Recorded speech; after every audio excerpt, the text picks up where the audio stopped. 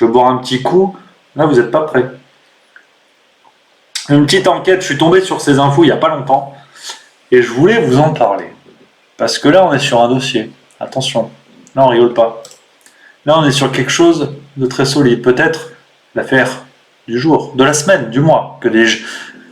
Édouard Philippe. Eh oui, Eduardo Filippo, l'ancien Premier ministre, tu t'en rappelles. Si tu t'en rappelles pas, là, moi, j'y suis pour rien. Eduardo Filippo, le titre de ce passage, de l'enquête, un conflit d'intérêts serait-il passé sous les radars? Tu vas comprendre. Pourquoi je vous parle de ça? Pourquoi je vous parle de radar? Alors, je vous pose le contexte. C'est une petite enquête. Je suis tombé sur ces faits il n'y a pas longtemps. Et c'est des morceaux d'articles que j'ai réunis. Et ça met en lumière des choses assez intéressantes qui, à ma connaissance, n'ont pas été réunies. J'ai trouvé un article sur Capital qui remonte à peu près le fil.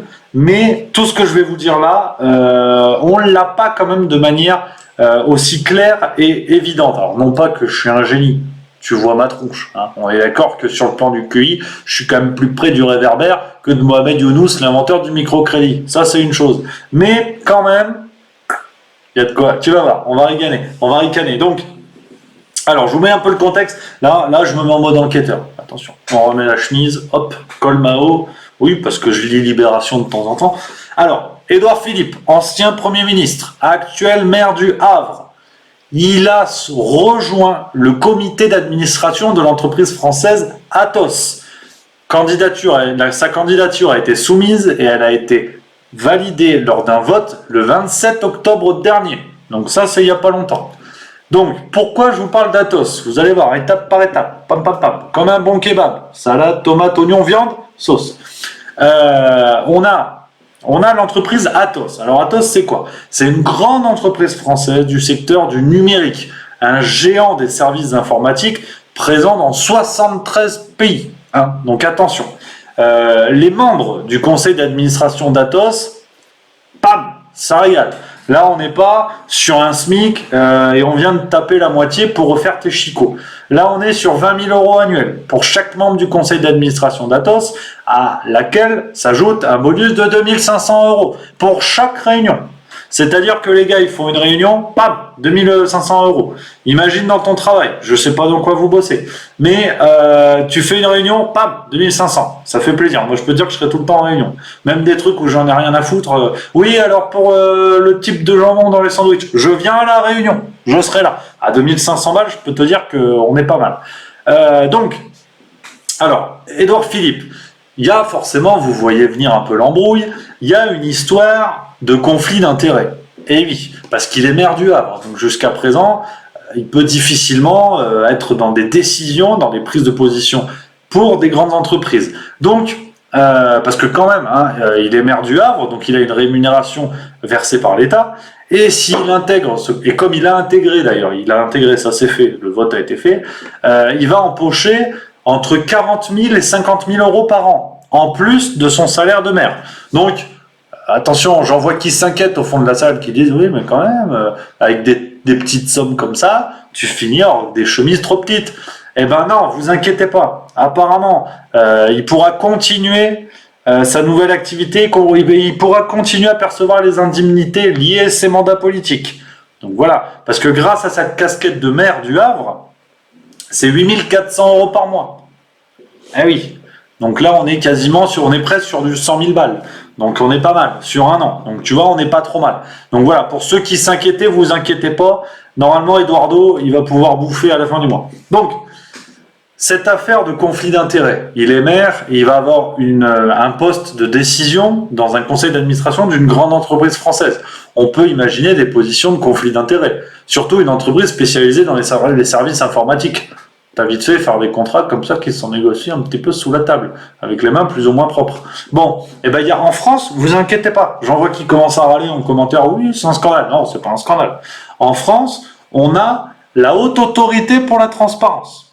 C'est-à-dire que eux, c'est les spécialistes de la transparence. Et voilà, ils te disent ça, c'est pas trop de transparence, ça va. Et donc, forcément, on leur a posé la question à la haute autorité pour la transparence. Et pour tout vous dire, ça, je le tiens de Check News, l'organe de vérification de Libération. Je vous mettrai toutes les sources sur lesquelles je m'appuie Quand la vidéo sera finie, je vous les mettrai dans la description, comme ça il n'y a pas de problème. Donc, c'est Édouard Philippe lui-même, himself, comme on dit, de l'autre côté de l'Atlantique. C'est Édouard Philippe lui-même qui a sollicité l'avis de la Haute Autorité pour la Transparence le 21 juillet dernier, soit moins de 3 semaines après avoir quitté le gouvernement. Il a démissionné le 3 juillet. Enfin, il a démissionné. Il s'est quand même fait foutre dehors à grands coups de pompe au cul. Mais c'est une autre histoire. Donc, donc c'est Édouard Philippe lui-même qui a demandé l'avis de la Haute Autorité pour la Transparence. Il est arrivé... Excusez-moi, c'est transparent, c'est pas transparent. Et donc là, voilà. La Haute Autorité pour la Transparence a rendu sa décision le 27 octobre. Voilà. Non, pardon, qu'est-ce que je vous dis? Excusez-moi, 3 semaines après son départ. Je suis perdu dans mes dates. Non, il a demandé, voilà, 3 semaines après son départ, il demande la décision de la Haute Autorité de Transparence, donc on est environ juillet, août, septembre, octobre, on est quelque chose comme ça. On n'est pas loin, voilà. Donc, si on regarde quand même un petit peu les choses, le mec a saisi lui-même l'autorité pour faire surveiller son propre cas. Mais attention, c'est pas le mieux. Non, c'est pas le mieux. La Haute Autorité pour la Transparence a rendu son verdict. Ils ont dit non, c'est bon, ça va, c'est transparent. Ils ont jugé que c'était transparent. Le fait qu'il puisse être dans un conseil d'administration d'une grande entreprise française est maire du Havre. Hein. Ils ont dit c'est bon, c'est transparent, il n'y a pas de problème, c'est tellement transparent, on voit à travers, on dirait vraiment la radio du cerveau de Sibeth Ndiaye. On est bon. Et donc, l'article de Check News parle d'un journaliste qui a un peu enquêté là-dessus, qui s'appelle Vincent Jauvert, qui a écrit des livres très bons, qui s'appellent notamment Les Voraces. Hein, c'est un livre sur les hauts fonctionnaires en France, c'est un peu pas mal d'escroquerie. Et Vincent Jauvert rapporte dans la presse que Édouard Philippe, donc que je vous dise pas de conneries, j'ai mes yeux j'ai mes notes sous les yeux. Donc Vincent Jauvert a lu la décision de la Haute Autorité de Transparence et il s'avère que cette décision s'appuie uniquement sur les déclarations et les documents fournis par Édouard Philippe. Ouais. Non, c'est pas une blague. Je pensais que c'était une blague, mais c'est pas une blague. C'est-à-dire que c'est Édouard Philippe qui est arrivé, qui a dit oui, excusez-moi, est-ce que c'est transparent? Monsieur, vous avez les preuves? Oui, voilà mes preuves. Donc, voilà sur quoi se base la Haute Autorité sur la transparence. Ils ont pris les preuves d'Édouard Philippe et ils ont regardé que ça. Donc, ils ont donné un avis favorable, avec des réserves. Oui, avec des réserves. Regarde, ça c'est ce que tu peux trouver dans la décision de la Haute Autorité pour la Transparence. Regarde, ils ont marqué que Édouard Philippe devra, de manière générale, s'abstenir de toute démarche en faveur de cette société auprès des services placés sous l'autorité directe du Premier ministre et des membres actuels du gouvernement et de leur cabinet, qui exerçaient déjà des fonctions de même nature lorsqu'il était Premier ministre. Jusque-là, on est bon. L'avis de la Haute Autorité de Transparence dit également que Édouard Philippe ne devra pas faire usage de documents ou d'informations non publiques dont il aurait eu connaissance du fait de ses fonctions publiques sans limite de durée. Sérieusement ? On en est vraiment là ? Imaginez les copains, imaginez un peu l'histoire. T'es boulanger chez Marie Blachère, parce que je choisis la marque que je veux. Le lendemain, t'es embauché chez l'ami Caline. Tu crois pas que tes gars, ils vont quand même te demander comment ils font les sandwichs chez Marie Blachère, comment ils se débrouillent, quelles sont leurs recettes. Et là, tu t'en rappelles, c'était ton métier la veille. Et ben là, voilà, là, la Haute Autorité de Transparence, ils ont dit, oh, c'est bon, tant qu'il fait rien à voir avec son ancien métier, ça va. Bon, mais c'est pas fini. On monte en puissance dans le niveau d'enculerie. Là, franchement, on n'est même pas au préliminaire. Parce que, pourquoi ça pourrait poser problème, cette affaire ? Tu te dis comment Édouard Philippe il arrive à la tête de ce conseil d'administration d'une grande entreprise française. Eh ben, il y a des raisons. C'est pour ça que la Haute Autorité de la Transparence, ils font bien de se baser que sur les preuves d'Édouard Philippe. Parce que sinon, si tu cherches un peu, il y a un con comme moi à trouver des trucs. Hein. Regarde cette affaire. Si on prend la définition d'un conflit d'intérêts, c'est toute situation d'interférence entre un intérêt public et des intérêts publics ou privés qui est de nature à influencer ou à paraître influencer l'exercice indépendant, impartial et objectif d'une fonction. Bon, alors apparemment pour la Haute Autorité de Transparence, ça va. Mais laissez-moi maintenant vous parler de Thierry Breton. Alors au-delà d'un nom fortement sympathique qui évoque une belle région de France, Thierry Breton, il a été nommé commissaire européen en décembre 2019, donc commissaire européen au marché intérieur, et il a été nommé sur proposition du gouvernement Édouard Philippe. Bon, pourquoi pas? Pourquoi pas? Mais qui est Thierry Breton? J'ai cherché. Thierry Breton, c'est l'ancien dirigeant de l'entreprise Atos. Il l'a dirigé pendant 10 ans. Ouais, tu sais, ça commence à puer là. Si, non, mais c'est pas tes chaussettes, laisse tomber. Là, ça commence à puer du cul. Si, un petit peu. Et regarde, Édouard Philippe et Thierry Breton, en fait, ils se connaissent plutôt bien. Parce qu'ils se sont côtoyés au sein de l'équipe de campagne d'Alain Juppé pendant les primaires de la droite en 2016. Ah, tu commences à voir le puzzle qui se met en place? On est d'accord. On continue. Parce qu'il y a tout ça. Bon, l'entente Thierry Breton, Édouard Philippe pour ces espèces de double nominations. Je te donne un truc, tu me rends ton slip.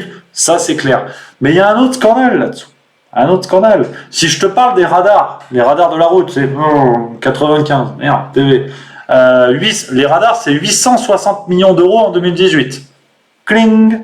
Il y a du pognon. Avec ça, tu achètes quand même 3 Neymar et demi. Donc, je sais pas si tu te rends compte. 860 millions d'euros en 2018. Bon, Édouard Philippe, vous vous en rappelez sûrement, c'est quand même celui qui avait déclenché un petit scandale avec sa loi sur les 80 km/h en France. Eh oui. Alors bon, pour essayer de faire passer la pilule, il nous avait dit que l'argent lié aux amendes irait aux hôpitaux pour la, je cite, reconstruction des blessés. Ouais, c'est un article France Info. Je te mets ça dans les sources. Donc bon, bref, voilà. Donc forcément, cette limitation de vitesse supérieure, elle a profité au radar. Oui, malheureusement, ça c'est comme ça. Mais on continue. Pourquoi je te parle des radars? Pourquoi là encore, ça pue du cul? Pour une raison simple, c'est que le Centre national de traitement de Rennes, donc qui est vraiment, c'est le palais des amendes. C'est-à-dire que c'est là-bas que tout se joue. Dès que tu prends une amende, en fait, ça passe par Rennes. C'est comme ça. C'est le jeu, c'est la vie. C'est le jeu de la vie. Et ce Centre national de traitement, il a été géré par Atos. Ah ouais. Jusqu'en 2018. Ouais. Ah ouais. Et là, je te cite le travail d'une dame qui s'appelle Stéphanie Fontaine, qui fait partie de l'association d'enquêteurs indépendants Extramuros. Et ils ont réalisé un reportage super sur les radars, sur le business des radars. Je vous encourage à aller le voir. Et voilà ce qu'elle nous dit sur cette histoire d'Atos et des radars. Je vous le lis, c'est un petit peu long. Allez, vous êtes attentifs, vous posez les mains sur la table.